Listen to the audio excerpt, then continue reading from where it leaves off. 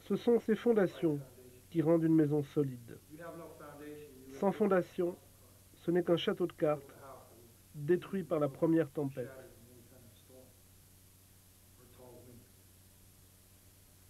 C'est la même chose pour un pratiquant d'arts martiaux.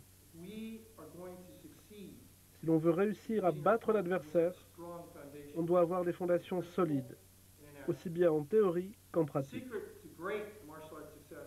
Le secret du succès dans les arts martiaux, ce n'est pas la précision des techniques de main, mais l'efficacité de vos positions et de votre déplacement. Nous allons apprendre le tachiwaza, les techniques de pied.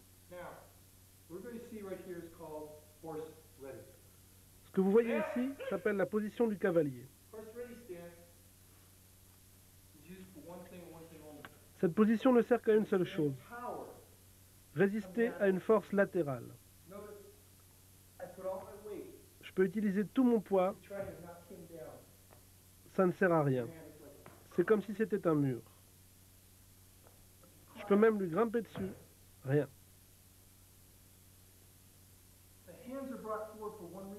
Les bras sont disposés vers l'avant pour une seule raison, résister à une saisie arrière. Sinon, je pourrais facilement l'immobiliser. Mais avec la position du cavalier,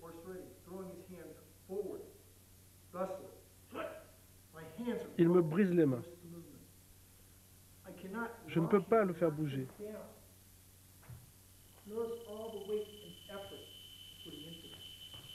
Rien, rien à faire.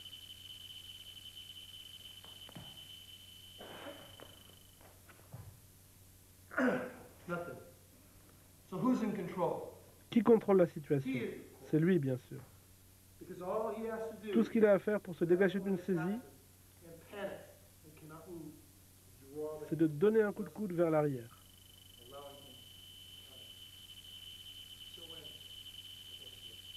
Voilà la position du cavalier.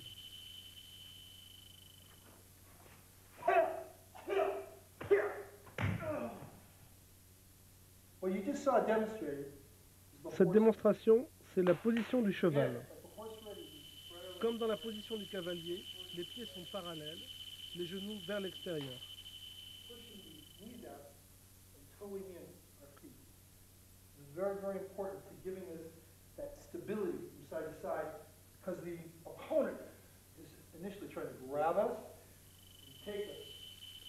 Mais cette fois, les pieds sont encore plus écartés pour nous donner davantage de stabilité quand l'adversaire nous saisit et essaie de nous déséquilibrer. Si les deux pieds ne sont pas bien parallèles, il est facile de le déplacer. Regardez la différence quand les pieds sont bien parallèles.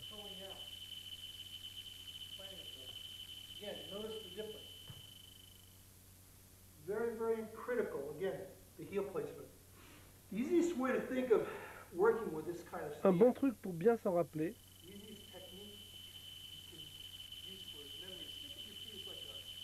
pensez que vos pieds sont comme les roues d'un train. Sur les rails, elles doivent toujours être parallèles. Sinon, le train déraillerait. C'est pareil pour vos pieds. Si son pied est de travers, voilà sa faiblesse. Ici. Regardez comme il est facile de le renverser. Par contre, si son pied est bien parallèle, regardez, je peux y mettre tout mon poids, plus de 100 kg, rien. Néanmoins, il y a un problème avec cette posture. Comme elle est très exagérée pour résister à une force latérale,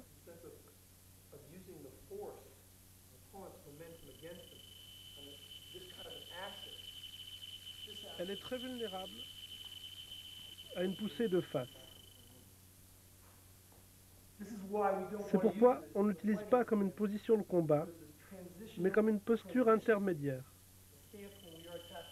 pour bloquer une attaque adverse avant de porter une contre-attaque.